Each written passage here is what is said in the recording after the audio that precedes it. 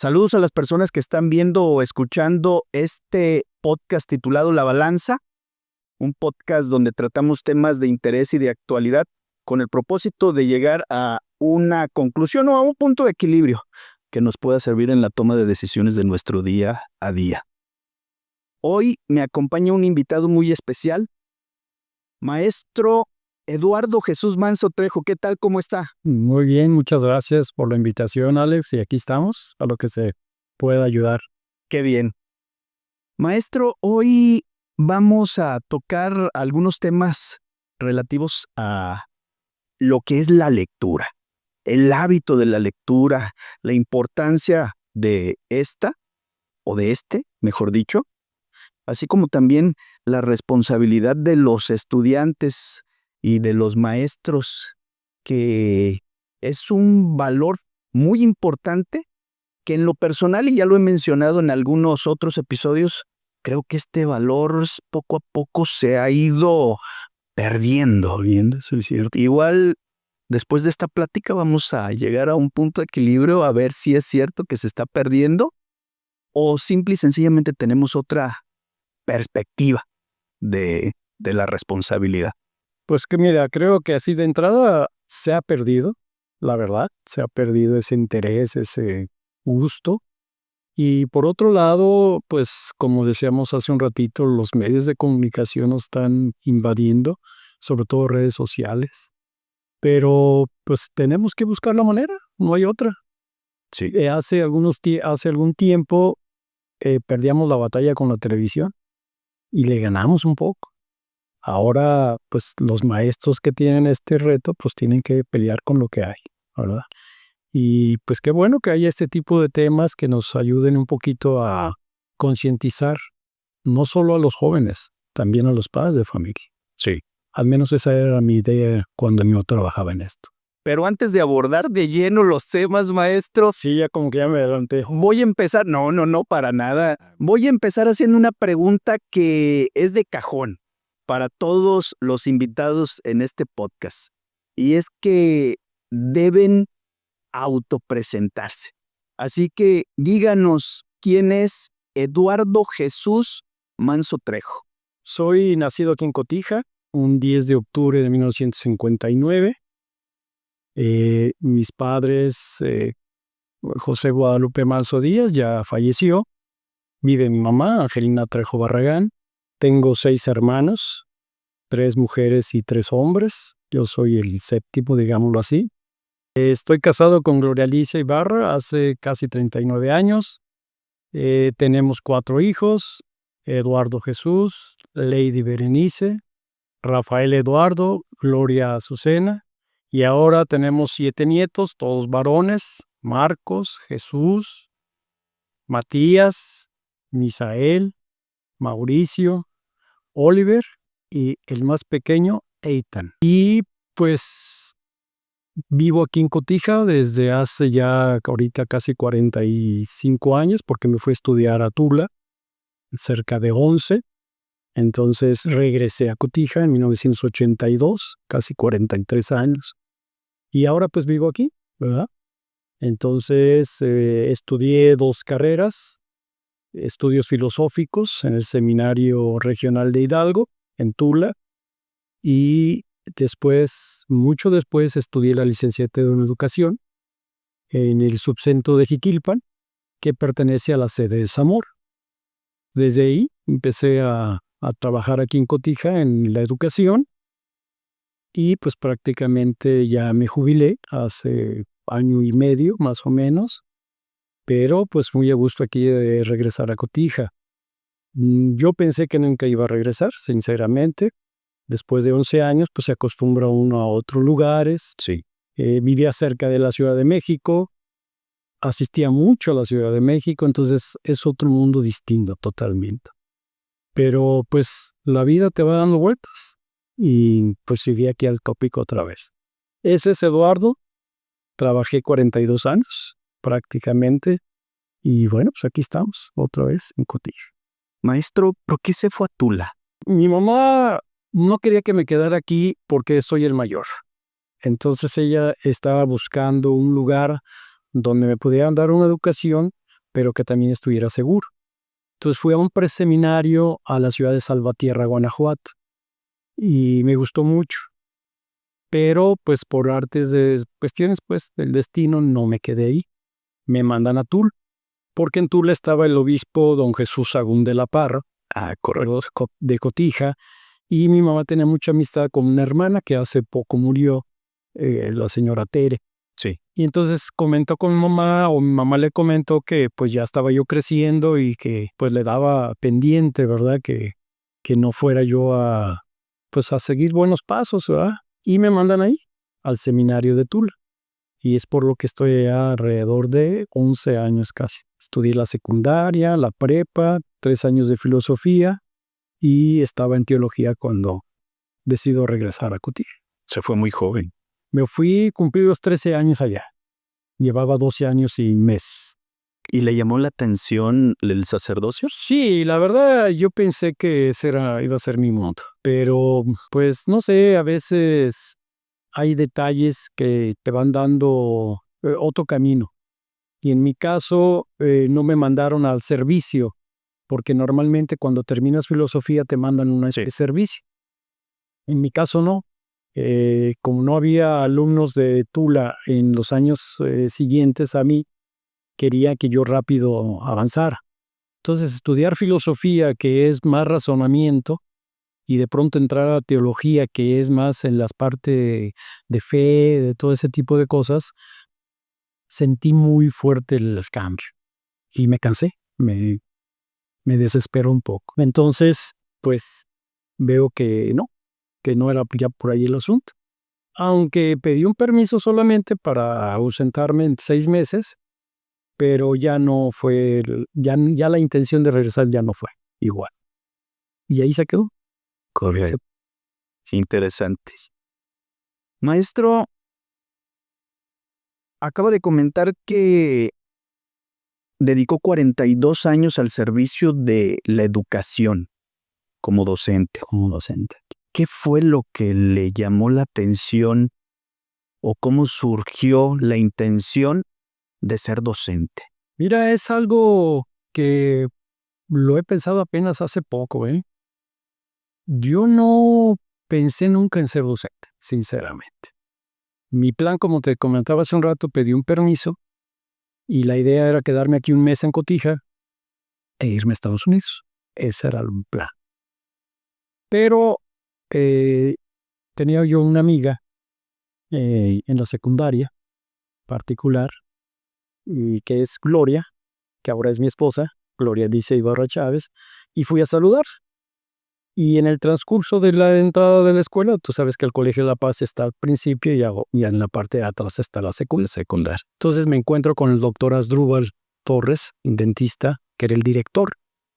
Y nos conocíamos y me saludó y platicamos.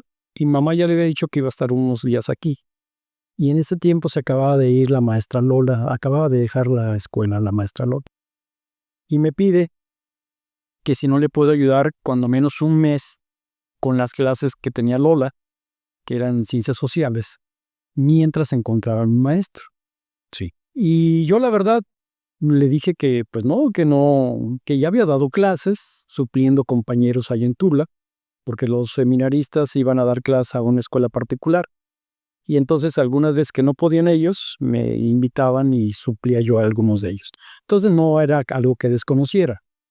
Ya había presentado mi tesis, entonces pues ya también había tenido una experiencia. Y entonces pues ahí quedó así, muy... Pero me dice, te espero en la preparatoria, porque él también era director de la preparatoria, era en Romer. Dice, te espero hoy en la tarde a las 4. Entonces paso, saludo a Gloria y le comento. Y me dice, pues ándale, anímate, mira, aquí tenía varias horas y en la prepa también y que no sé qué. Y así quedó muy, te digo, una plática nada más. Llego allá a tu casa, la de mi mamá. Gracias. Y le comento. Y me dice, mamá, ¿qué pierdes? Vas a estar, me dice que un mes, pues da la clase un mes. Y ya si ves que no te gusta, te vas a ir a Estados Unidos. Y pues no creas, fui más por compromiso que por gusto. Sí. Y llego y el maestro Asdrúbal, en paz descanse, ya tenía la lista del grupo y la materia que iba a dar ese día. sin que yo supiera. Entonces me pasa para conocer la prepa y me lleva directamente a un grupo. Y dice, pásate, pues te voy a presentar a los muchachos. Y me presenta como su nuevo maestro de Historia de México, creo que era, o Historia Universal, una de esas dos. Sí. Y ya, pues, ¿qué hacía? Ya ni modo de salir corriendo. Entonces él dijo, oye, Asdrúbal, así en lo cortito, pues yo nada más venía a platicar contigo. Dijo, no, ya te estoy presentando. Ya cuando termines ya hablamos. Pues ya. Y para esto me presenta con el grupo y me dice que saliera un segundo. Y me dice, ¿sabes qué? Quiero que seas muy estricto con ellos. Porque aquí la educación a nivel de particular se basa mucho en lo estricto. Fue todo lo que me comentó y me lanzó al ruedo y duré 42 años dando clases. Ahí fue donde comencé a dar clases. Así es. Y mi primer grupo, va un comentario rapidito, de esos alumnos me acuerdo porque tuve a uno que se llamó Aurelio Santos Contreras. Bueno, fue mi primer alumno. Bueno, es su grupo de él. Recordarle también a él, ¿sí? Porque pues tuvo que ver mucho conmigo. Así es, fue mi primer acercamiento a la docencia. ¿Qué ha sido lo más gratificante que le ha dejado la docencia? Pues fíjate que es una de ellas, es primero, está por ejemplo contigo, que eres un alumno o que fuiste un alumno destacado. 2 presidentes municipales, Aurelio y Yola. 3 con Juan Pablo, porque también llegó a ser presidente, aunque duró muy poco, ¿verdad? Sí. El saber que los alumnos todavía se acuerdan de uno, te saludan con respeto, que tuvimos momentos obviamente pues de exigencia como todo, ¿verdad? Como maestro-alumno. Cuando te dicen, por ejemplo, de un libro que leyeron que les gustó en su tiempo, ¿verdad? Cuando obtuvieron un examen perfecto, porque lo sabido, ¿verdad? Que sacan 10 sin ninguna falta. Eso es gratificante porque dices tú, caray, pues sí le entendieron al menos, ¿verdad? Claro que va el esfuerzo del alumno, desde luego. Hoy en día me ha tocado la suerte de los últimos años darle a alumnos que fueron o son hijos de mis primeros alumnos. Entonces también eso fue muy interesante porque ellos ya me conocían sin antes haberles dado clase. Ya los papás les habían hablado de usted. Exacto. Entonces, y ahí notas que hay un cierto respeto por ti y que eso te halana como persona, de decir, oye, pues dejé una huella en estos alumnos y ahora sus hijos ya me conocen y son igual de respetuosos que sus papás. Entonces eso también fue una ventaja para mí en los años siguientes, que ya tuve alumnos de mis alumnos. Ahora sí que eso fue muy llamativo. ¿Qué ha sido lo más difícil que ha encontrado en la docencia? Pues a lo mejor voy a pecar de soberbia, pero no tuve problemas nunca. La verdad, así, salvo pues lo típico, pues de que algún alumno estuviera copiando, que algún alumno no se comportara a la hora de la clase, que estuviera interrumpiendo, pero los supe manejar porque yo siempre les puse las cartas al inicio de cada semestre, por ejemplo en bachillerato. En el caso de la primaria, yo le solicitaba al director que siempre me dejara 2 años el mismo grupo, porque iba a trabajar un poquito más en los primeros días del primer año, pero ya luego que ya los alumnos te empiezan a conocer, saben por dónde va, trabaja uno muy bien. Entonces nunca tuve realmente problemas. Te digo, es algo lo normal, ¿verdad? O algún pleitillo entre los alumnos que pues tenías que haber intervenido, pero no realmente. ¿Algún día quitó algún examen? Vale. ¿Sí? Sí, no. Y fíjate, ayer me estaba acordando de uno de ellos cuando estaba hablando de esto, porque lo platiqué ahí. Lo tengo que haber tenido guardado, no haber pensado en verlo traído porque hubiera sido bueno verlo mostrado. Es un papelito así, con la letra más pequeña de la computadora.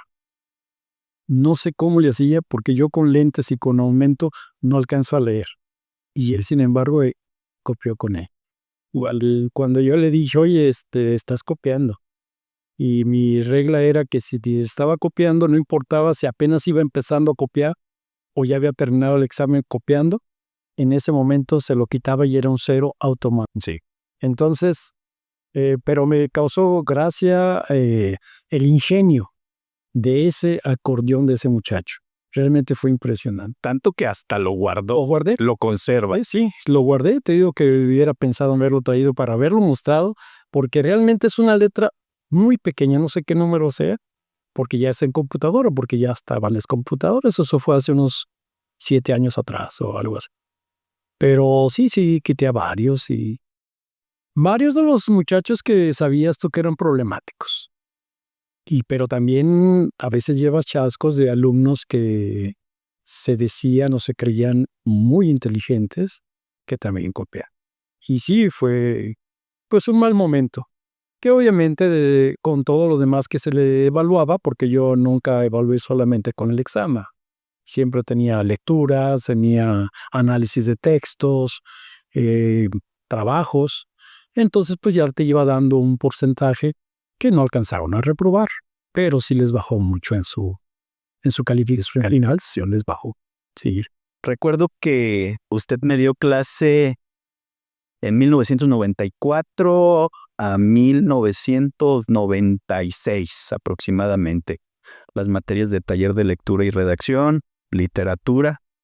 Incluso ahí, al comenzar a leer obras de literatura universal, recuerdo mucho 2, de entre varias, porque semestre con semestre, de los 4 que nos dio clase a la generación, eran 3 libros por semestre.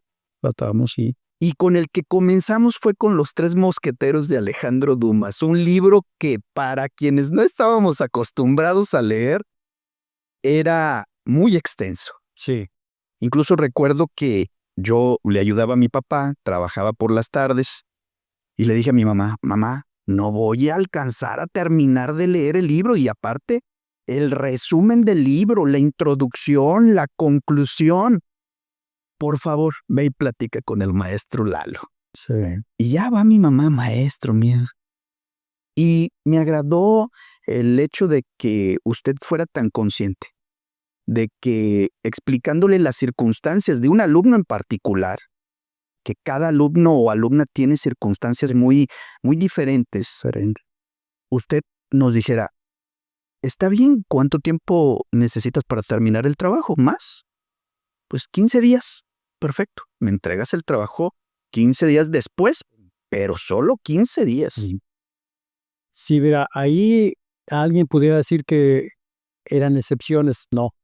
Yo cuando empecé esto de las lecturas, no existía en colegio de bachilleres. Yo lo implementé en la preparatoria con una especie como de taller de lectura, porque no existía. La materia como tal no existía. Surge después y empiezo yo a buscar libros que pudieran gustarle a los alumnos, pero siempre tuve la idea de que alumno que comprobara que trabajaba, yo tenía que ser flexible.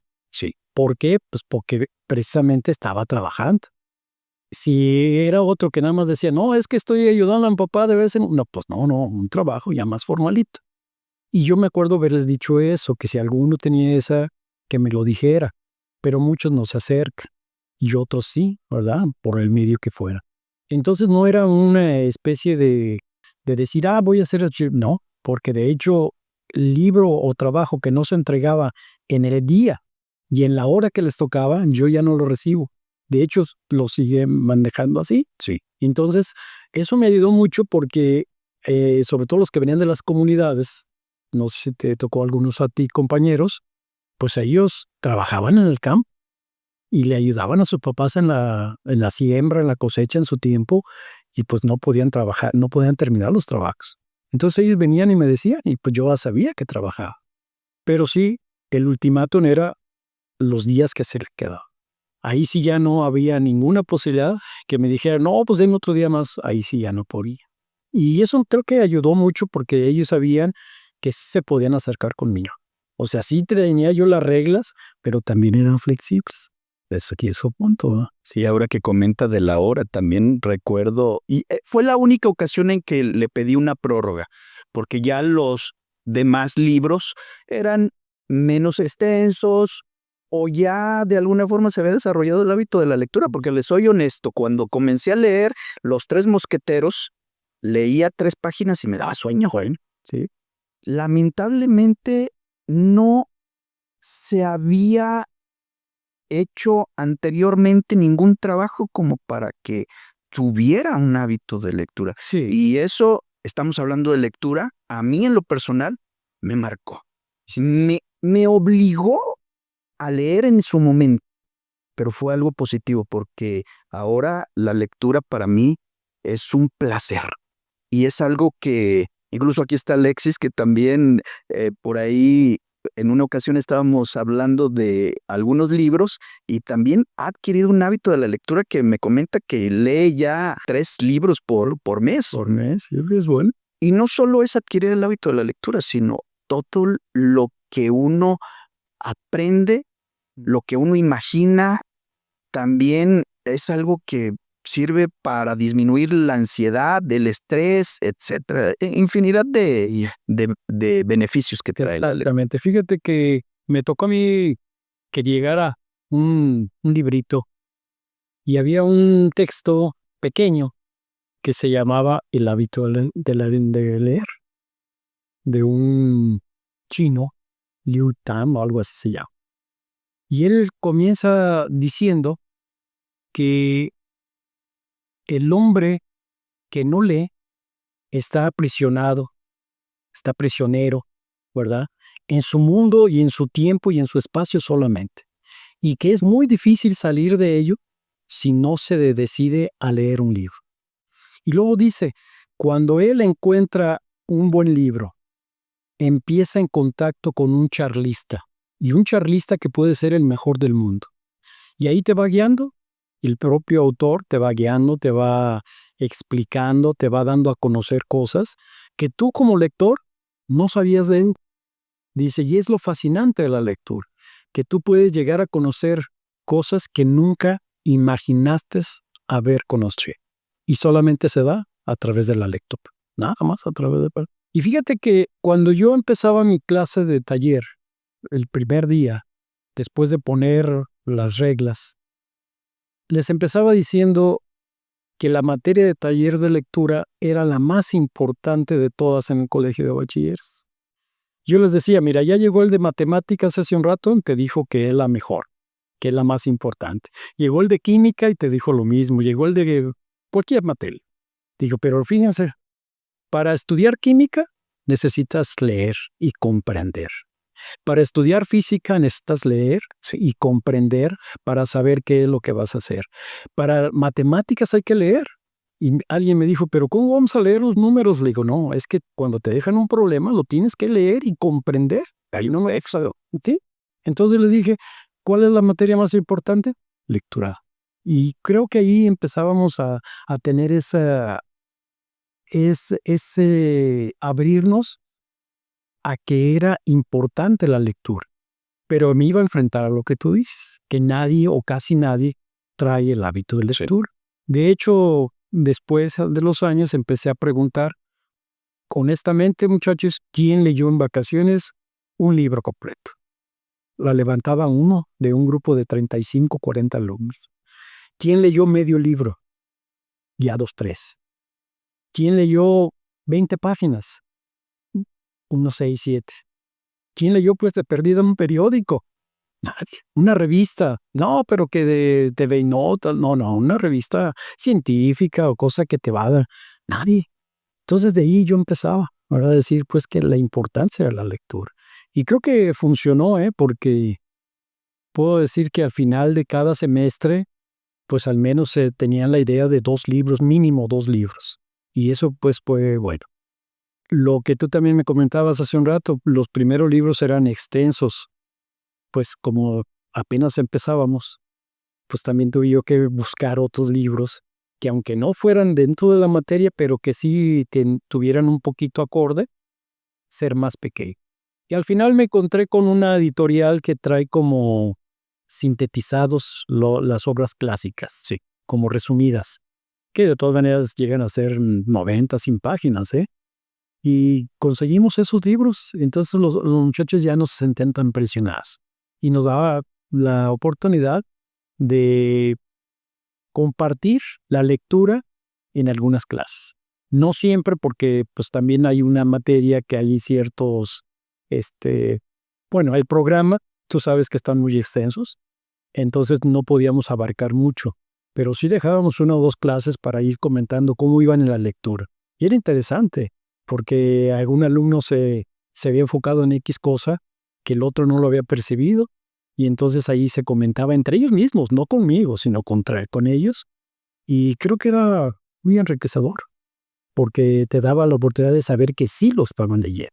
Ahora que dice de enfocarse en algo en particular, cuando nos dijo, van a leer La Divina Comedia de Dante Alighieri.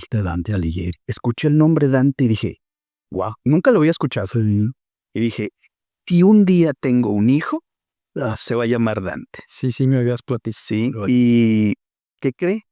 Uno de mis hijos Sí, se llama Dante. qué bueno. Mira, pues Sí. ahí está. Y te voy a ser sincero, hay otros alumnos también que me han dicho que han puesto nombres de los personajes, inclusive en algunos, o otros de los autores.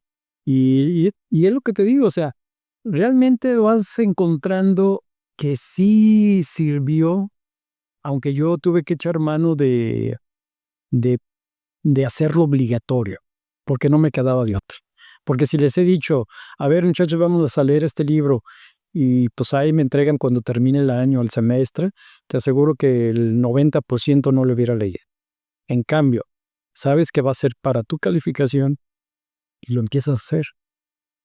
Que esto es un problema, por eso por ahí se rechaza la lectura, porque lo vemos como una obligatoriedad. En primaria cometemos mucho el error los maestros en no hacerlo llamativo la lectura. Entonces, a ver, póngase a leer media hora, media página, no sé, pero nunca le preguntas de qué trató, si les gustó, no les gustó, qué hubieran hecho. Entonces, por ahí yo me di a la tarea de tener algún formulario, de decirles, a ver, ¿te gustó el final? No, no me gustó. A ver, ponle tú un final que te hubiera gustado. Pero ya me daba la muestra de que había leído el libro o había leído el texto. Entonces sí podía cambiar él el final a su gusto.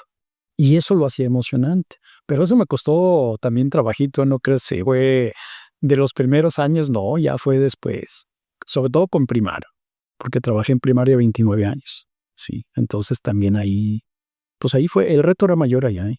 Sí, y efectivamente, como lo acaba de comentar, muchos jóvenes ven la lectura como si fuera un castigo. Exacto. He visto muy cercano, en el sentido de que, hey, ponte a leer. Sí. No, ¿cómo que voy a leer? Pues, ¿por qué cree usted que haya esta negación a querer leer? Y no es de ahora, es de hace muchos años atrás.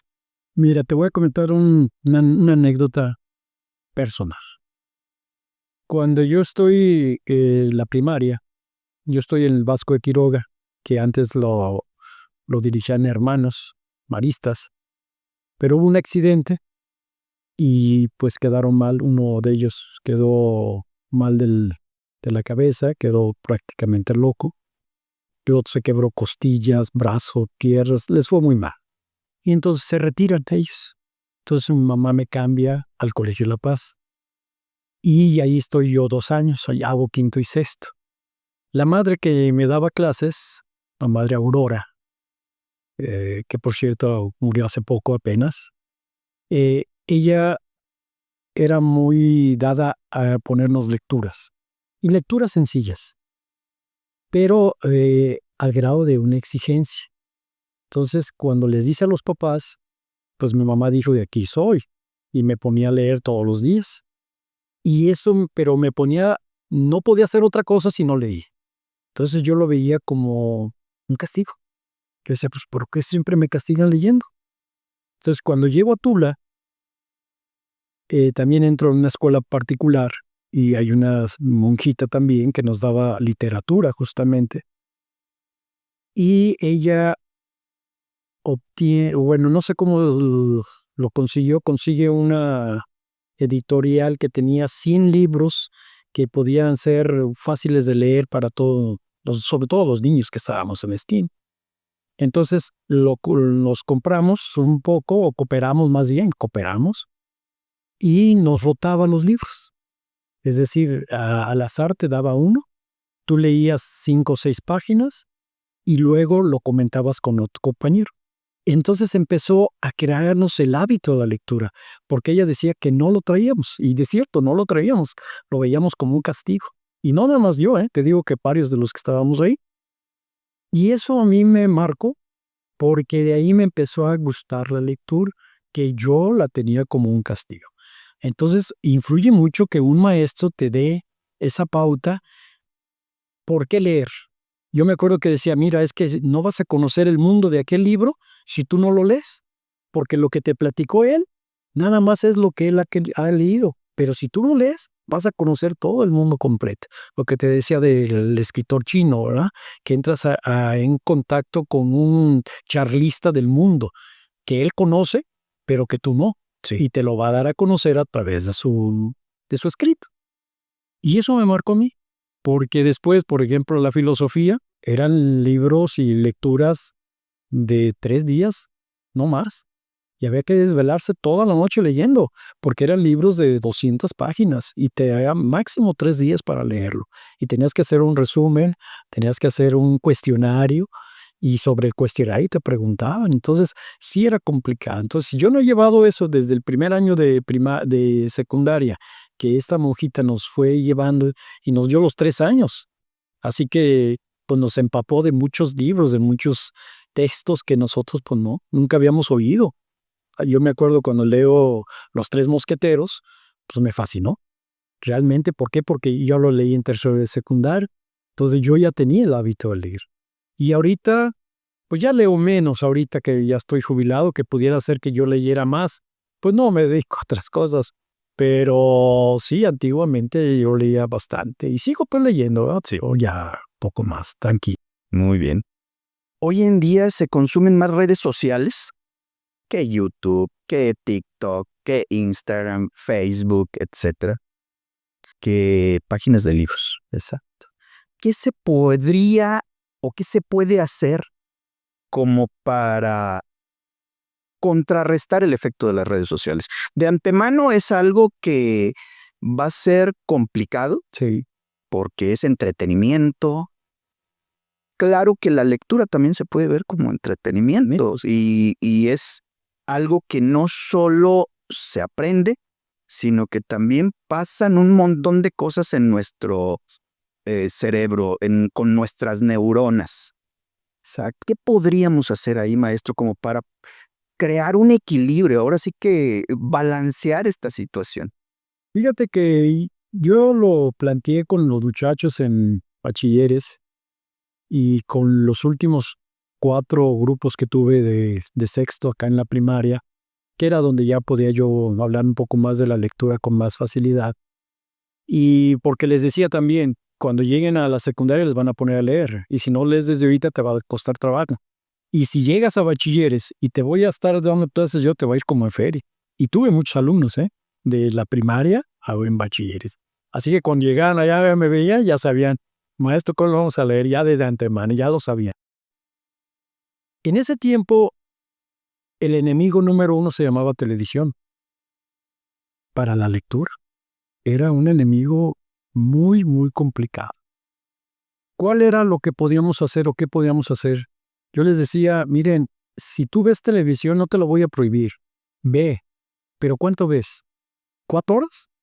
¿3 horas? El que menos te veía televisión eran 2 horas. Y también lo digo por mí, yo a mí me gusta mucho la televisión. Le digo, pero si tú eres de 4 horas, te voy a proponer que nada más veas 2 y leas 2. Y te voy a dar unos libros que tú puedes ir viendo cuál te gusta. Los papás tenemos la responsabilidad de facilitarles a los hijos no solo el aparato de la televisión, o en este caso el celular para las redes sociales, sino también los mecanismos de lectura. Pero si al papá no lo ven leer, el niño nunca va a leer. Si el maestro no lee, el alumno no va a leer. Entonces, ¿cómo lo vamos a contrastar según mi punto de vista? Es dándoles, si son pequeños en la primaria, libros como cuentos, leyendas, fábulas, mitos, que el niño le vayan gustando, ¿sí? Porque son lecturas más pequeñas, que lo puede leer y lo puede comprender rápido. Y cambiárselo por un momento del celular. Es decir, mira, vas a leer ahí en su casa, vas a leer este texto de esta fábula. ¿Cuánto puede ser la fábula? Una cuartilla. Y a veces hasta menos. Y cuando la leas y me digas que trató y todo, ves tu tip-top, ¿verdad? Y a lo mejor ahí pudiera ser, pero eso es la responsabilidad del papá, no del niño, no del joven. El joven menos, ¿sí? Decíamos hace un rato, cuando llegas tú a bachillerato, pues es bien difícil que puedas adquirir el hábito. No digo que no se ve, se da cuando tienes una intención, tu alumno, de querer superarte. Yo tuve la suerte de conocer a un alumno que venía de La Laguneta. No sé si te tocó en tu tiempo, o Jiménez, Sí. que cuando a él le gusta la lectura, pues ya no quería salir de la biblioteca. No digo que se fanatizó, pero sí era la oportunidad que él tenía, porque sé de los pocos alumnos que se llevaban libros para terminarlos de leer en su casa. ¿Por qué? Porque ya le había adquirido yo le presté varios libros. Sé que hizo una carrera en Guadalajara y todo eso, y realmente fue sorprendente en el caso de él, concreto, porque él era ya muchacho mayor. No era un muchacho de ustedes, de 16, no, él ya tenía como 20 y tantos años. Pero era la intención de prepararse.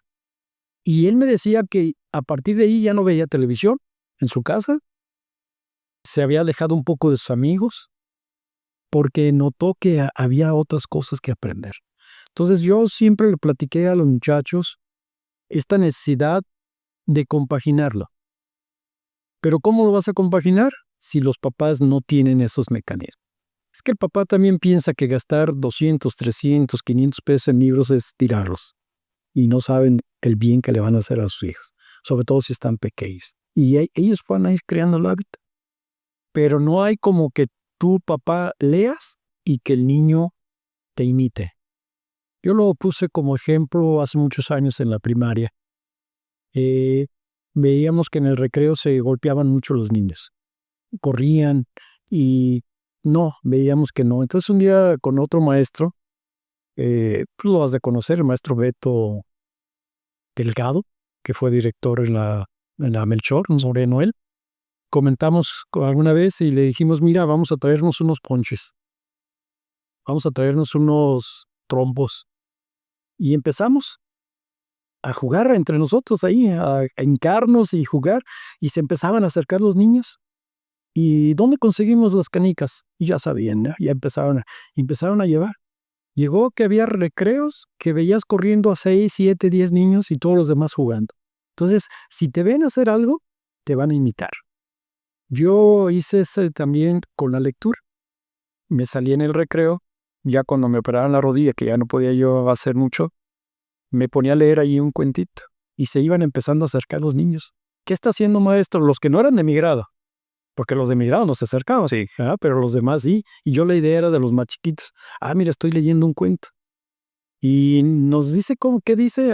Y empezaba yo a leerles algunas frases, y se empezaban a entusiasmar los niños. Y ya después supe que sus maestros le pedían libros, como en el rincón de lectura sí teníamos, pues ya entonces algunos maestros empezaron a aprovechar ese detalle. Entonces, yo creo que eso podría, no sé, ¿verdad?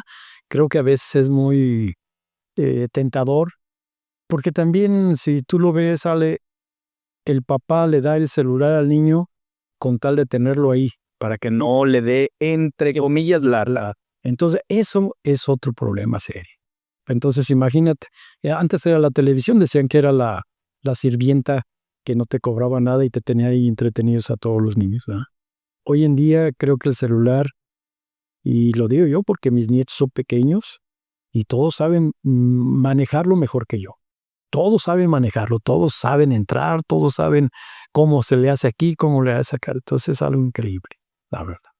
Sí, y en realidad yo creo que todos los padres de familia queremos lo mejor para nuestros hijos. Entonces, es aquí donde debemos considerar que algo sumamente bueno para nuestros hijos es que comiencen a adquirir el hábito de la lectura. Quienes no lo tienen, quienes ya lo tienen, también comentó el hecho de gastar 200 o 300 pesos en un libro y también la economía como está, es complicado, pero también existen otros medios digitales más accesibles. Sí. Lo importante es que que los jóvenes lean. Y no solo los jóvenes, porque acaba de decir también algo muy importante. Si a los papás no nos ven leyendo, entonces, pues, o a los maestros y maestras no nos ven leyendo, entonces, ¿cómo les pedimos a los niños, niñas o jóvenes que lean? Sí, fíjate que, por ejemplo, si un maestro que no tiene el hábito de leer por ejemplo, ahí en clases, pero que leyó un libro y que comenta en su clase de acuerdo al tema que esté viendo, pues leí hace unos días en tal libro esto, el niño dice, ¿y dónde lo puedo yo ver? O sea, de alguna manera, si hace referencia a lecturas, pues entonces el niño va adquiriendo. En el caso de los jóvenes, para mí era más fácil porque, por ejemplo, yo buscaba algún texto, lo reproducíamos y se los dábamos, entonces ya tenían un texto pequeño de 2, 3 cuartillas, con preguntas a veces muy sencillas, pero a veces no tanto, ¿verdad? O sea, para que también se pensaran que era, porque había 2 o 3 temas que estaban un poquito confusos. De hecho, yo en alguna ocasión les puse un texto filosófico a muchachos que apenas llevaban, ¿qué sería? Un mes de clases de taller. Y nomás no, o sea, ellos mismos decían, maestro, esto no, no. A ver, ¿cuál es la dificultad? Pues estos términos, aquí está el diccionario, busca qué significa. Porque también tenemos eso mal. Leemos cosas, no las entendemos y seguimos. Sí. Y entonces, ¿qué es lo que vamos a ocasionar? Que seguimos, vamos a decirlo así, en una ignorancia intelectual. Entonces, no, aquí está el diccionario. Esta palabra no la entendiste, lee qué significa y acomódala al texto para ver qué te está diciendo. No recordaba que una de las partes en el trabajo que usted nos dejaba de cuando leíamos un libro era, y van a tener una hoja o dos de palabras desconocidas. No lo recordaba hasta ahora que lo comentó. Sí. Y por cierto, voy a comentar una palabra que se me quedó bien grabada de Los Tres Mosqueteros. Hablaban mucho al principio la palabra lacayo. Lacayo. La busqué en el diccionario, la anoté, pero después seguí leyendo y me aparece la palabra lacayo. Ya no me acuerdo qué es lacayo. Bueno, ya había investigado qué era y sí, a medida de que uno sigue leyendo y sigue recordando qué significa, pues la palabra lacayo ya no se me ha olvidado 30 y tantos años después de que la leí por primera vez y ha sido muy complicado volverla a escuchar o leer en otra obra. Porque Sí. también Los Tres Mosqueteros pues data de una época de varios siglos atrás. Sí. Sí. Sí, exactamente es eso. Una de las técnicas que nosotros teníamos en la lectura era esa, las palabras desconocidas. Porque, por ejemplo, me llegó el caso y un muchacho se quiso pasar de listo, creer que decíamos siempre hay alguien, ¿verdad? Y me puso 3 palabras o 4, nada más, de un libro. Y cuando yo lo reviso, pues ya lo revisaba y le di, y ya cuando se los entregué, le dije, oye, ¿nada más estas 4 palabras encontraste? Sí, nada más. ¿Y sabes qué significa? Sí, ¿cómo no? Muy bien. Vamos a ojear. Abrí el libro en X página, le doy una vista así rápida, una lectura visual, y encuentro una palabra que sé que no la iba a saber. Dije, a ver qué significa esto. Y empezó. No, pero se me pasó, sí, no que. Ok, la subrayamos ahí. Otra página, igual. Era un libro que tenía muchas palabras desconocidas. Entonces, que te pongan 4 cuando podías haber encontrado 100, no era posible. Entonces, cuando le pongo la calificación, dice, pero ¿por qué no le puse? Le dije, es que ya te mostré que 4 o 5 palabras no las conoces y no son las que están ahí. Quiere decir que hay muchas más. Entonces, sí, si el alumno pues no le estás dando, es que también habemos maestros o que dejamos un trabajo y no lo revisamos, realmente no lo revisamos. Entonces el alumno dice, pues va a pasar. En mi caso sí, me daba trabajo, pero revisaba. Yo revisaba mucho introducción, opinión personal y palabras ¿Qué palabras ¿Por qué? desconoces? Porque eso me daba a mí, una visión si habías leído o no leído. Sí, lo demás era un resumen al de cuentas. Entonces, exactamente, son extractos que vas sacando. Algunos un poquito más le ponían su idea y otros nada más el puro resumen. Otros intentaban hacer una síntesis, lo cual a mí me gustaba más que hicieran una síntesis. Pero bueno, me conformaba con que transcribieran, al menos ya serían 3 veces, ¿no? La primera lectura, la segunda cuando la transcribían y cuando lo tenías que leer, porque yo les decía, les voy a hacer una pregunta de ellos, entonces de alguna manera día. Entonces, yo creo que también ahí influimos nosotros en ese sentido. Si les das un trabajo o les pones una actividad y no la revisas, el alumno se da cuenta. Y entonces ahí ya es bien difícil que con otro maestro pueda trabajar. A mí siempre me decían, es que con el maestro fulano, a ver, yo lo que con el otro maestro hayas hecho no hay problema, sobre todo en primaria. Aquí vamos a partir de ahorita. Lo que vamos haciendo lo vamos a hacer. Este trabajo lo tienes que entregar antes del recreo. Y si no, no sales al recreo por decirte algo, ¿verdad? O para una calificación, porque no nada más es la prueba escrita, ¿verdad? Sino es también todo lo que conlleva la clase misma, la pregunta, si participas, si también es una participación positiva, ¿no? Porque Sí. todo más decir X cosa no tiene sentido, ¿no? Todo debe ir acorde pues a lo que estamos ahí. Y en la lectura así es. Si tú también no la conoces, no lo leíste, pues ¿cómo le vas a decir al muchacho? ¿Sabes que aquí te equivocaste?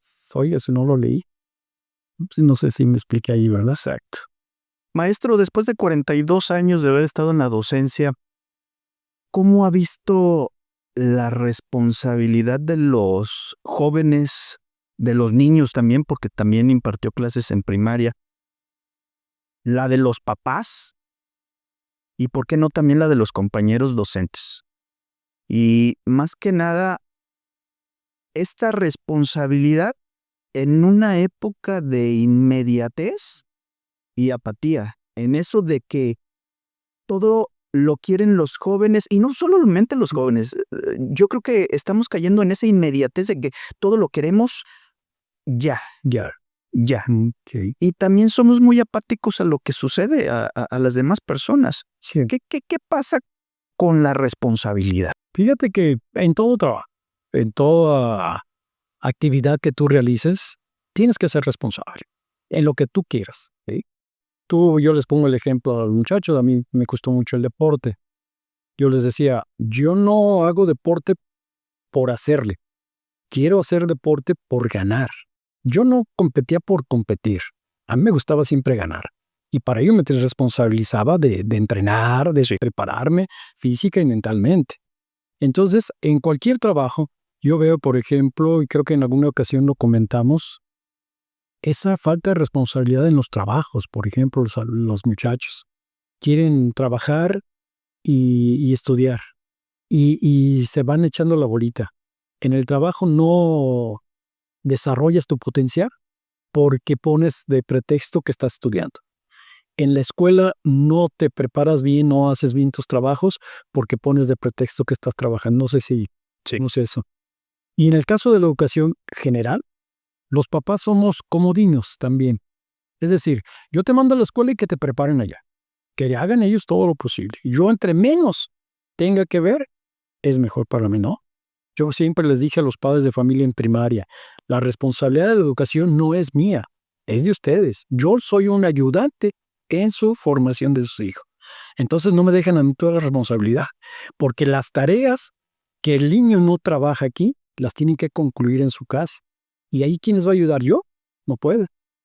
Yo ya cumplí en ser responsable con venir a clases, darle la materia, darle el tema, darle la explicación, decirles cómo se va a hacer, y usted lo tiene que concluir. Entonces, díganles a sus hijos que sean responsables de entregar todos sus trabajos y así no llevan tarea a su casa. Yo no soy de mucha tarea en la primaria. Sí. ¿Por qué? Porque yo los trataba de trabajar ahí a los niños. En los jóvenes es mayor, ¿sí? Si al joven le implica hacer una tarea de escuela por ver su programa favorito en TikToks o algo, pues no lo va a hacer. Pero ahí está la responsabilidad del papá. Ya lo terminaste. O estar viendo que lo hace, ¿verdad? Fíjate que a mí me dio resultado una actividad que puse, sobre todo la lectura. Yo sabía que ningún padre de familia en la primaria leía. Entonces les dije a los niños, a partir de mañana, este texto lo van a leer, pero lo van a leer con su papá o su mamá. Pasaron los días, a ver quién leyó con su papá. Pues ya, varios niños levantaron. Ah, muy bien. ¿Y tú por qué no leíste? Dijo mi papá que no era cosa de él. Que la tarea no era para él, era sí, para el niño. Y a ver tú, no, es que el papá no sabe leer. Bueno, ahí sí ya qué podíamos hacer, nada. Sí. Entonces cambiamos. Si en tu casa tu papá no sabe leer o tu mamá, pero algún familiar cercano sí sabe leer, ve con él y lee la lectura. Y dio buenos resultados, fíjate, porque muchos niños sí se responsabilizaron, no solo ellos, sino a sus papás. Entonces sí se puede. El problema es que a mí los maestros tenemos temor a hasta cierto punto confrontarnos con los padres de familia. Porque dices tú, oye, pues no, señor, es que yo ya se los dije. La responsabilidad no es mía. De la educación es ustedes. Yo soy un ayudante solamente. Y creo que funciona, pero sí es complicado. En el caso de los jóvenes, algunos me decían, no, es que mi papá me puso a trabajar, me puso a limpiar el carro. Ok, pero también supe yo que cuando tenías que leerme, tú te ofreciste a hacer los trabajos con tu papá. ¿Cómo supo? Le dije, para que veas. Y sí es cierto. El alumno busca el mecanismo de no trabajar, es irresponsable, pero el padre comete ese mismo error. A ver, ¿por qué quieres ayudarme hoy? No, pues es que ya terminaste tu tarea, ya hiciste lo que te toca. No, pues que no, que al rato no, ve a hacerlo y luego me ayudas. Ahí sería la responsabilidad. Pero también tenemos temor, ¿verdad? Como maestros. Y el maestro que te decía hace un ratito, si yo te dejo un trabajo, unas operaciones, y no las reviso, nada más le pongo revisado, pero no realmente vi el resultado. Quiero pensar, por ejemplo, tú en administración, que deben hacer reportes o no sé qué, ¿verdad? Sí. Cuánto entra. Si tú no lo revisas, pues sí, te va a salir una cuenta mal o un estado, no sé cómo se llame ahí, ¿verdad? Si no es responsable como maestro, pues el niño va a decir, pues, ¿qué caso tiene? Tuve un niño, yo no sé qué le pasaba porque pues a veces no puede uno indagar tanto porque pues trabajando en 2 niveles es complicado. Entonces, pero yo sí notaba que todas las operaciones siempre estaban mal. Cualquier que fuera suma, resta, multiplicación, todas estaban mal siempre. Entonces un día me di a la tarea de que, a ver, ven, vamos a ver qué pasa aquí. A ver, aquí dice 2 más 2 y tú me pones 4, perdón, me pones 6. ¿Por qué? Y se queda viendo. Dice, no, es que nada más le puse el número. O sea, no tenía ni la noción de qué era. Yo lo tuve en 5º año. Entonces no sabía sumar, no sabía restar, no sabía. Entonces él ponía el número que se le iba antojando. Entonces, pues no. Cuando lo pasaba al pizarrón, yo me acuerdo que duraba buen rato y a ver, hijo, cuéntales, ocupa tus dedos, o lo que quieras, pero a ver, piénsale tantito. Y no, hasta que ese día me puse ahí y noté que no sabía. Entonces, como no sabía, ponía al azar cualquier no. Entonces, que cuando yo le revisaba, pues yo siempre decía, pero ¿por qué este niño no? Pues ahí estaba. ¿Qué pasó? En 4 años tuvo 4 maestros o 3 maestros mínimo. ¿Qué pasó? Que lo revisaron. ¿Dónde está la responsabilidad del docente? Ahí también tenemos culpa nosotros, y mucho, ¿verdad? De no. Pues yo siempre por eso decía, no hay que dejarles tanta tarea si no tienes la capacidad de revisar tanto. Claro que en primaria es menos porque pues dejas de 2 materias, algo sencillo. A mí me tocó ya generaciones muy pequeñas. Las últimas me tocaron de 12 niños. Entonces realmente era fácil revisar. Bachiller sí era más complicado, casi todos los grupos son de 30, 35, incluso te llegamos a tener 40. Entonces sí era más complicado ya. Pero cuando tienes pues el hábito también tú como maestro, pues no se te dificulta, porque para mí la lectura, te digo, ya no era un problema. Entonces, pues más o menos la llevé ahí, ¿verdad? Muy bien, más o menos. Se me estaba pasando hacerle una pregunta, maestro. Como alumno en colegio de bachilleres por allá por 1994, yo veía que usted salía de colegio de bachilleres y tomaba un camión de esos de autobuses de Occidente. Ah, sí. Y una vez pregunté, no recuerdo a quién, oigan, ¿y el maestro Eduardo, por qué todos los días saliendo de aquí más o menos salía como a las 11? Sí, Porque usted no tenía clases, sí, al 10 a las 11. ¿sí? ¿A dónde iba en ese caso? Yo, cuando me invita el maestro, ay, se me fue el nombre, el papá de Jaime y de todos ellos, maestro Miguel, Sí. el supervisor, en paz descanse, me invita a trabajar a nivel primaria. Y yo pues no tenía ¿cómo se llama? El perfil. Yo lo que tenía era filosofía. Y eso me lo avalaba eh, una comisión que había en Morelia, no recuerdo ahorita, Profesiones del Estado. Me avaló y me dio la autorización de que podía dar clases tanto en secundaria, ciencias sociales, y en bachillerato. Sí. Entonces yo con eso trabajaba. Me invita el maestro y pues yo no tengo cuestión de primaria, nada. Entonces le digo, oiga, pero maestro, esto no, dice, vaya a Morelia, ya me voy allá a Morelia, te lo voy a contar rapidito. Y me toca la suerte de un buen maestro en el sindicato. De hecho, se apellida Zamor, no me acuerdo el nombre. Y cuando me ve, me dice, maestro, dice, pues hay 200 adelante de usted. Dice, ¿quiere dejarme sus documentos y todo? Yo le llamo. Me vine desanimadón. Ya, llego a la casa, descanso ese día y en la madrugada unos toquidones en la casa. Y sale ahí, ¿quién? No, pues que soy un maestro fulano, que vengo le mandan un mensaje al maestro Zamora del sindicato. Yo no lo conocía al maestro. Él vivía ahí en la casa de la primaria de la Melchor arriba. Seguía unos cuartitos, él vive ahí. Y ya me dio los datos y que se presente mañana en Morelia. Entonces usted quería dar clases en primaria, pero no podía dar clases. No podía porque no tenía el perfil. Sí. Entonces yo fui pues al sindicato a ver si con lo que tenía De filosofía. podía hacer. Y entonces llego a Morelia y me dice, es que ya vi su currículo y dice que usted ha trabajado tantos años. Dice, entonces no tiene el perfil, pero bien puede dar clase en primaria. Dice, lo vamos a apoyar. Y me dan una plaza provisional. Y me la dan en un pueblito que se llama Quiringuincharo, en el municipio de Ecuandureo. Entonces yo tenía que ir todos los días a clases en la tarde, tenía el turno de la tarde.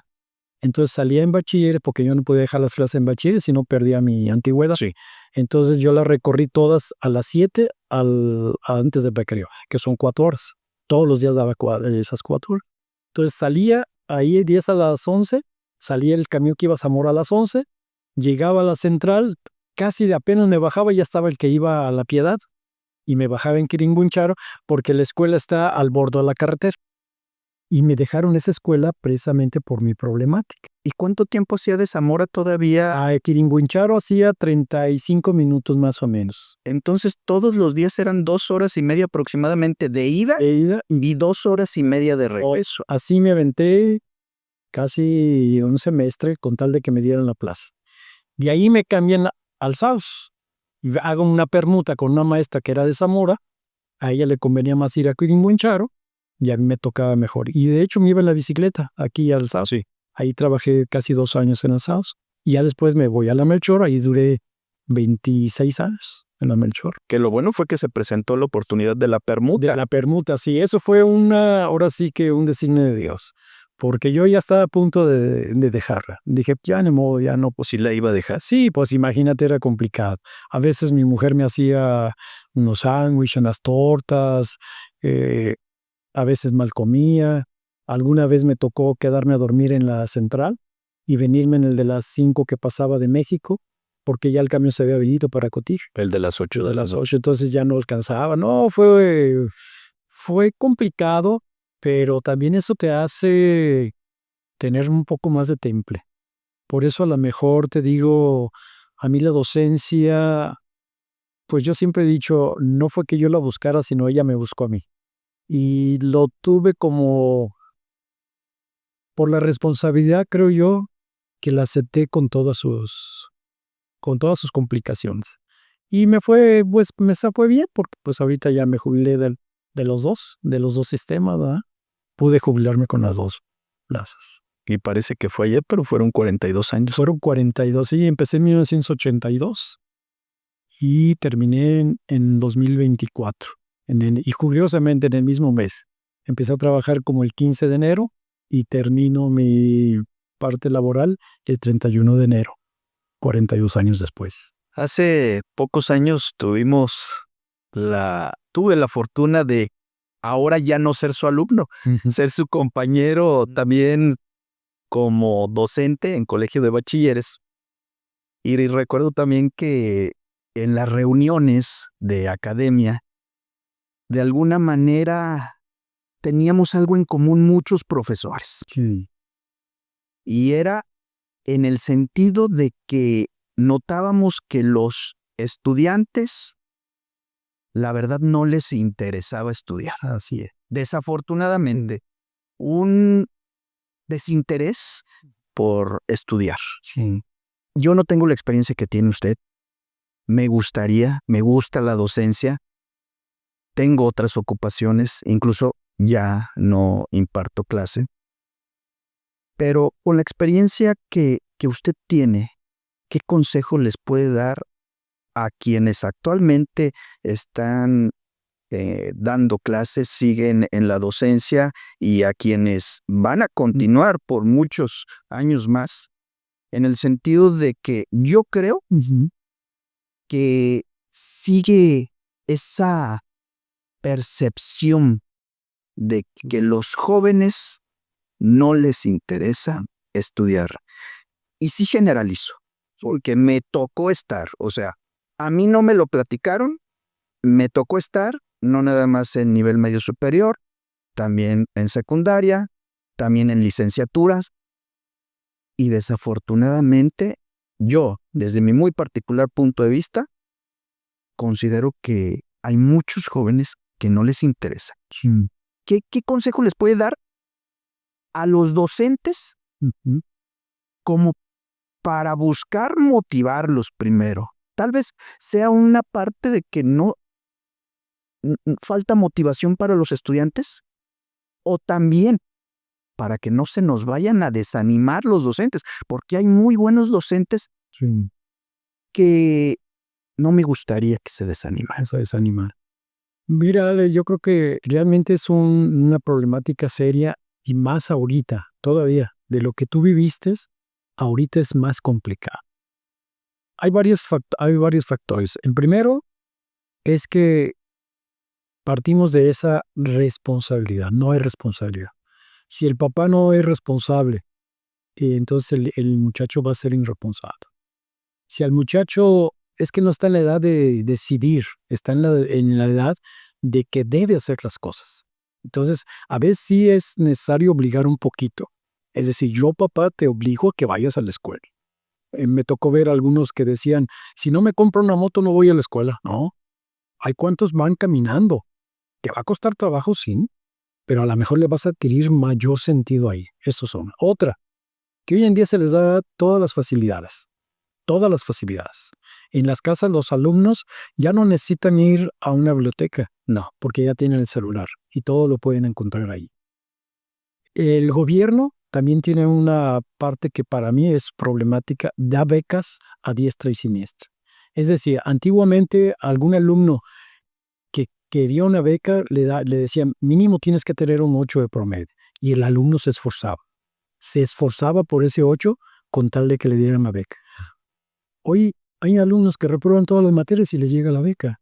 Entonces, ¿dónde está la motivación? Creo que aquí lo de la beca, hasta cierto punto, lo considero que es una estrategia también del gobierno como para motivarlos y tenerlos en las escuelas. Porque si no fuera por la beca, imagínese cuántos jóvenes no irían ya a la escuela. Yo creo que está mal empleado, porque yo creo que hay otras formas de motivar al alumno y no precisamente por una beca, ¿sí? Por ejemplo, si un alumno quiere realmente, bueno, y es que también no lo platican en su casa, ¿qué quiere ser cuando seas grande? Que pues yo te puedo platicar que con mis niños en primaria fue una desilusión alguna vez. Y no sé si lo puedo comentar aquí, puede ser riesgoso, pero querían ser gente que no era para bien, porque lo ven, lo oían. Entonces era complicado. Ya desde ahí teníamos un problema, y serio en la escuela, ¿sí? Te puedo platicar cosas, pero eso los voy a no. Pero ese es otro problema. ¿Dónde está la motivación del papá para que estudie el alumno? Yo te decía, que me dice, si no me compran la moto no voy. Ya tiene la moto porque la puede comprar con la beca. Y sin embargo, muchas veces falta. Yo, por ejemplo, a lo mejor te acuerdas, si no tenía el 80% no les daba derecho a examen. Sí. Y yo tenía los grupos completos. Y más de alguna vez me decía Juan Manuel o cualquiera de los que te guste, ¿cómo le hace? Pues pon las reglas, pero cúmplelas. No que ahorita ya me salí, que voy a ir a esto, que llegué tarde por... Nah, no hay justificante. Si vas a entrar ahorita porque llegaste tarde, que venga el director para que justifique si él te ocupó. Que tu papá está enfermo, que venga alguien de tu familia. Y no es conmigo, es con la dirección. Y la dirección va a expedirme el justificante. Y yo lo aceptaba, pero se suponía que ya habían venido con la dirección. Entonces, yo creo que ahorita, y te digo, tú viviste una parte, pero ahorita es más complicado. Yo les digo ahorita a los muchachos que están apenas que iniciaron, tengo algunos exalumnos que están dando clases, yo les digo, tienen muy complicado trabajar, la verdad, está muy complicado. Porque el niño ahorita no quiere esforzarse en nada, no quiere esfuerzo de nada. Y el papá lo consiente, ¿sí? Te pongo un ejemplo rapidito. El último año que yo di fue quinto y luego terminé dando sexto, que ya terminé en noviembre. Ya no lo concluí, pues. Tenía un niño que le llamé la atención varias veces y en una de esas le puse un grito de aquellos que se espantó, trabajó, pero yo 3 días no fui a la escuela. Pregunto a los alumnos por qué no, si estaba enfermo, alguna cosa, siempre tenía ese cuidado de cuando faltaba un niño, un día como quiera, pero ya 2 o 3 días siempre preguntaba yo qué pasaba. Y como ahora tienen teléfonos el director, pues era fácil el llamarse para saber. Y pues llega el papá y la mamá, que el niño no quería ir, que porque yo le había gritado. Ah, ok, venga el niño a ver. Dígale a su mamá y a su papá, ¿cuántas veces le llamé la atención antes de gritar? Se agachó. No, contéstele. Porque aquí no nos vamos a mover hasta que no conteste. Ya dijo, no, pues es que no trabajé, no hice esto. No dije, a ver, usted señora y usted señor, lo manda a hacer una cosa y no le obedece, ¿qué hace? Agarra una varita, un cinto y se lo da y lo hace o no lo hacen. Sí, pues yo le grité y lo hizo. ¿En qué lo estoy afectando? Entonces, imagínate si les das esa oportunidad, pues el niño hubiera hecho su voluntad y no hubiera ido a la escuela. Porque el maestro me gritó.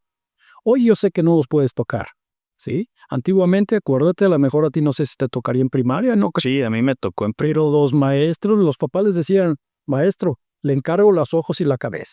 Que no quiere decir que esté de acuerdo con eso. No, yo tampoco. Sí, no estoy de acuerdo con eso, pero sí creo que es importante que los padres de familia y profesores hagamos algo para poder realmente cambiar la situación en la que estamos viviendo. Sí, debemos trabajar en la misma sintonía. Si yo al niño le digo, no pelees, esa es responsabilidad mía. Y no es porque el director esté ahí, no, yo sé mi horario. Y yo veo cómo, a veces no te prende el carro y me iba casi corriendo, pero llegaba a tiempo, ¿sí? ¿Cuántas veces les falto? No, pues ninguna. Falto las que tengo por necesidad médica o de algún familiar. Pues tengo esposa, tengo hijos, ahora pues todavía me tocó ya con nietos. Entonces, no los impredecibles no los puedes tú tener ahí, ¿ah? Y esa era forma, es que decía, no, es que usted no nos dice, no nos crea los valores. ¿Cómo no? Te lo estoy demostrando.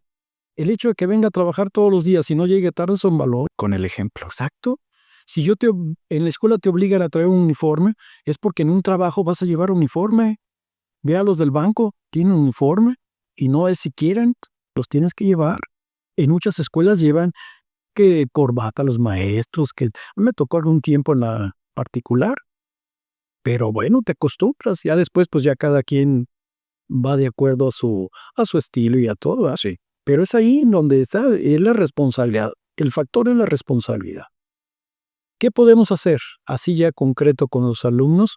Motivarlos, padres y maestros. ¿Cómo los podemos motivar, maestro? Yo fíjate que, bueno, aprendí, por ejemplo, mi esposa, que también fue maestra, ella los apoyaba mucho dándoles campeones a los niños en primaria, ¿sí? Hacías una buena obra, buen trabajo y les daba campeones que había hablado con sus papás y los canjeaban por algo al final del semestre, del año, del mes, no sé. Yo acá no, yo acá con puntos en el caso de bachilleres. En el caso de los niños de primaria, les decía, si trabajas bien toda la semana, haces todos tus trabajos, no te voy a dejar 3 días, por ejemplo, tarea. Pues se esposaban por no, con tal de tener 3 días de jugar y de brincar, lo hacían. O sea, cosas así sencillitas. En el caso de los jóvenes, el hecho de que asistieran a sus clases, que se comportaran adecuado, pues eso les daba al final décimas que les pudiera ayudar, por ejemplo, los que iban reprobando una materia. Y no solo yo les ponía en las mías, porque yo les daba taller en un tiempo y sociales en primer semestre. Sí. Después literatura y me tocó dar un tiempo ética o algo así, valores. Después me tocó en sexto filosofía y no me acuerdo la otra. Entonces casi siempre tenía 2 materias. Entonces yo les canjeaba. Si en una ya había sacado 10 y en la otra tenías un 8, El de las voy a tomar en cuenta en esta otra materia. Entonces el alumno sí se motiva. Cosas sencillas. A veces pues no puedes otra cosa, ¿verdad? Yo sé que a otros maestros les dan que dulces, que otro tipo. Ahora pues ya está prohibido. No, ya están prohibidos los dulces en las escuelas. Ándale, pero sí se puede motivar al alumno. Otra, por ejemplo, en sus casas, pues un paseo. Tú a lo mejor como papás ya lo tienes pensado, pero no se los digas a ellos, sino hasta que veas, ¿saben qué? Si se portan bien o trabajan bien, no me dan ningún reporte, nos vamos a ir de vacaciones 3 días. El niño se prepara y lo hace. Al joven igual. O ahorita con el celular, bueno, pues te doy para la recarga de un mes, ¿no? De perdite. A lo mejor ahí puede ser. Yo lo que estoy haciendo con mis hijos es, les encanta la tablet, el celular. Muy bien. Termina tu tarea, ponte a leer media hora. ¿Por qué media hora? Ok. Pues, ¿qué te parece? Te cambio esa media hora por 1 hora de tablet. ¿Por 1 hora? ¿Sí? Ok. Y ya se ponen a leer, ¿no? Sí. Entonces, yo entiendo que al principio va a ser difícil porque no tienen el hábito. Exacto. Pero igual no tenemos un manual como para que pueda aplicar para todos. Así, no. Igual también como papás, Sí. vamos aprendiendo y ajustando nuestras decisiones y nuestros actos de acuerdo a las circunstancias. ¿No es cierto? Y pues hay que buscarle. No, sí. Hay que buscarle. Sí, mira, sí, yo pienso que no sé si el mejor, pero sí el comentario que yo les haría y la sugerencia a los compañeros maestros es que se comprometan pues con la educación, que realmente se comprometan.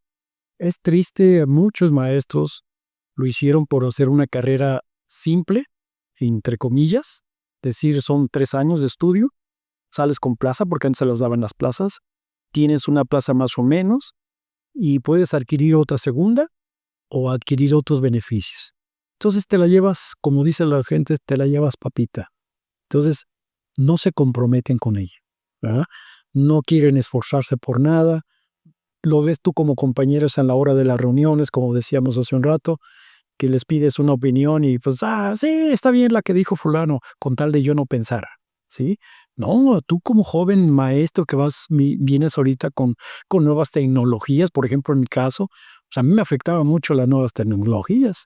Ahora con lo de la pandemia, me fue bien complicado a mí, porque yo no sabía trabajar con computadora, menos hacer una clase virtual, pues a distancia. Me fue bien complicado. A mí, pues, gracias a Dios me ayudaba mucho ahí Juan Manuel o mismo Ramsés. Ellos me ayudaban un poquito porque yo no les sabía ese asunto. Sin embargo, me esforcé. Yo no, ni siquiera tenía computadora porque las que eran de mis hijos. Entonces no sabía. Luego que por el celular que llegaban los trabajos a ya ves, ¿te acuerdas? No sé, te tocó. Y que había que darles una ponderación y que no, y ay, fue bien complicado, pero lo tuvimos que hacer, no había otra. En la plataforma, Exactamente. la rúbrica. Ándale, entonces era para mí fue muy complicado. Y sin embargo, pues tuve que salirle. Entonces los jóvenes maestros vienen con una inercia de hacerlo todo al aventón. No digo que todos, pero hay varios. Y aquí nos han caído varios así maestros que es triste que no se comprometan con los niños. Un niño yo veo se cae, pues si ves que ya está un poquito lastimado, pues tienes que sentir lo del niño, ayudarlo, ¿verdad? Es decir, que el niño sienta que le interesas. Y si no dejas ahí, párate, hombre, no te pasó nada, y le ves el chorro de sangre, oye, por lo menos límpiale. Digo, son cosas simples que lo ves a diario con los compañeros. Y obviamente, pues, la preparación. ¿Sí? Hay muchas cosas que traen mucha laguna a los niños porque como no leen nada, en su casa no leen nada, entonces hay muchas cosas que tú las das por hecho de que ya las saben y te das cuenta que no.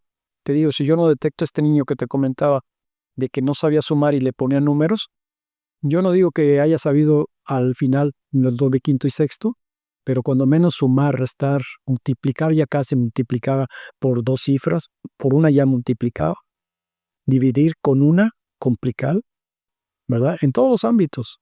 Tampoco les vas a solucionar, que tampoco se trata de eso, ¿verdad? Pero sí al menos que cuando están contigo, yo les digo a los de primaria, pues desde que yo llego a las 2 de la tarde, en mi caso al turno vespertino, a las 6:30, son mi responsabilidad completa, lo que les pasa.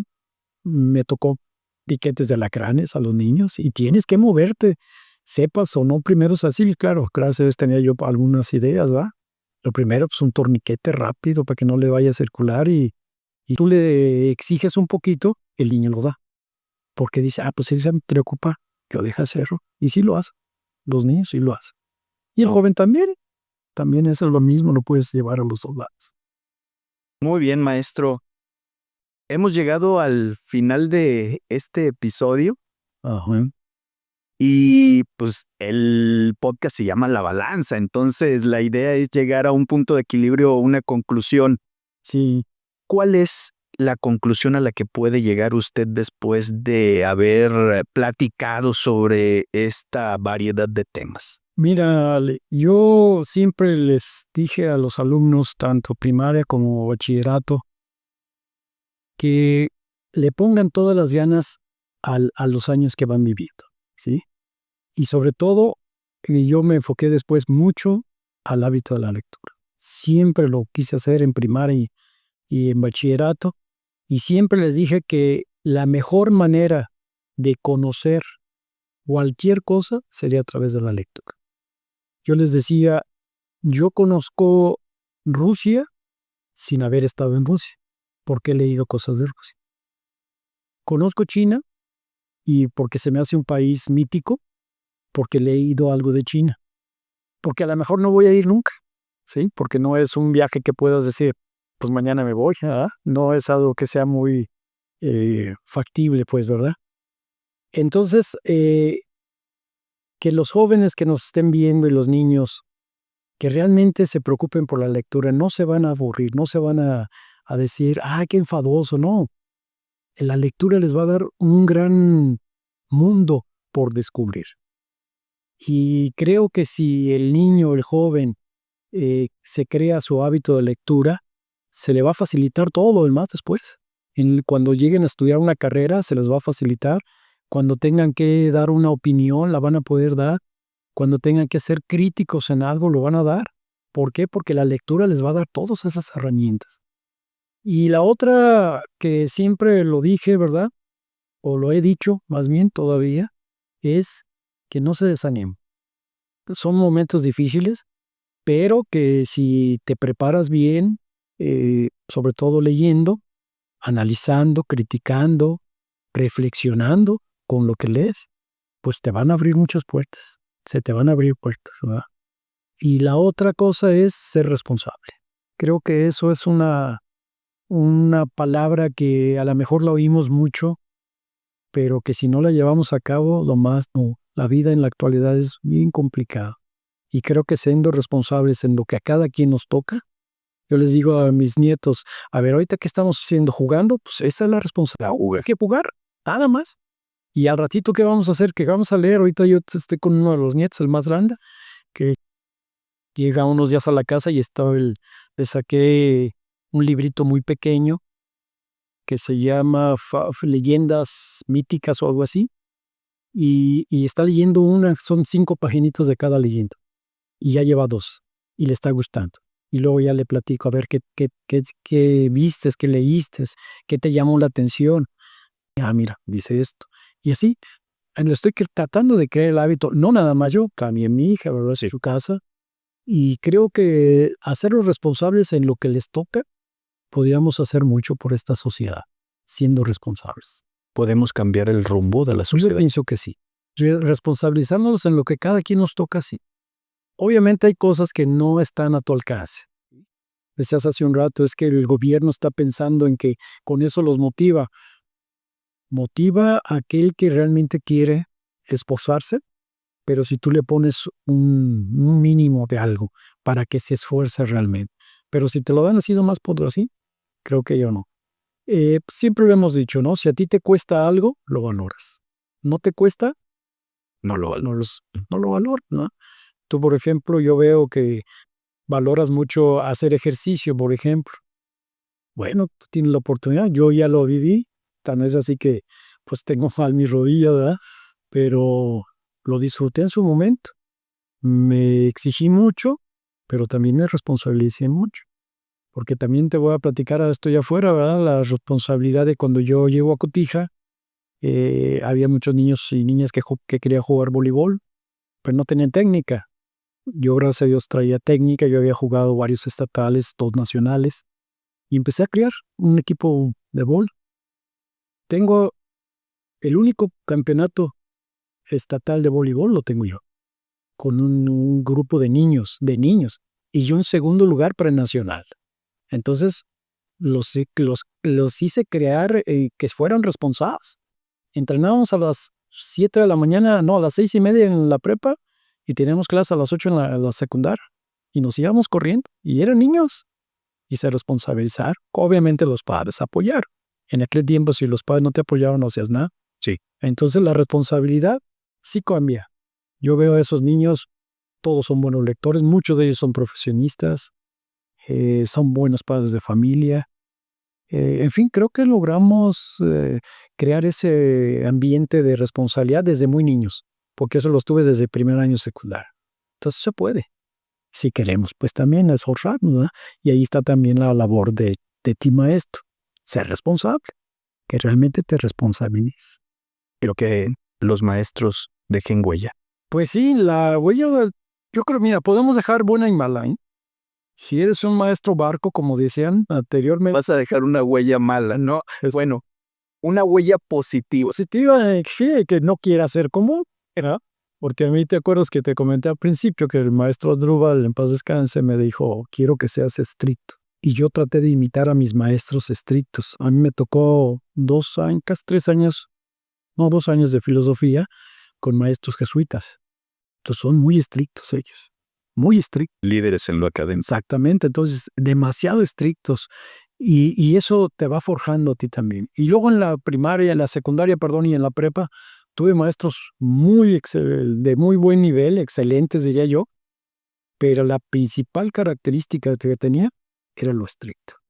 Entonces yo creo que de ahí aprendí con ellos Y creo que lo llevé sin ser golpeador, porque nunca he golpeado a un niño, ni a un menos a un joven, ¿va? Nunca he insultado, salvo decirles fuerte, siéntate o esto, sí, va, pero nunca los insulté. Entonces, creo que me funcionó, pues, a mí, va. Yo pienso que el maestro se compromete, se responsabiliza, pero también se debe exigir a él, principalmente también. Si él no valora su trabajo, ¿quién lo va a valorar? Nadie. Así de simple para mí. Maestro, no me resta más que agradecer el hecho de, primero, que haya aceptado la invitación a participar en este episodio y también por habernos regalado parte de su valioso tiempo, compartido su experiencia, su conocimiento. Mil gracias. No, pues gracias a ti, Alejandro, y cuando me mandaste ahí el mensaje, primero pues sí me sorprendió. Yo dije, no sé si sea capaz, a mí frente a una cámara nunca me ha gustado. Hablar de mí tampoco me ha gustado nunca, no, no soy así, pero lo hice con mucho gusto, la verdad. Y créeme que pues admiro tu trabajo y espero que haya llenado las expectativas con esta invitación. Claro que sí, maestro. Muchas gracias. También agradezco a todas las personas que estuvieron viendo o escuchando este episodio del podcast La Balanza. Nos vemos para la próxima.